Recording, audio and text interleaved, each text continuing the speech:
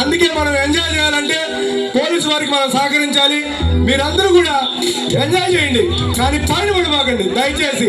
Okay, చెప్తాము enjoy. ఇంకొక 40 minutes చెప్పండి, చెప్పండి, డిసిప్లిన్ గా చెప్తాము ఎంజాయ్. పోలీసు వారి సహకారంతో మనం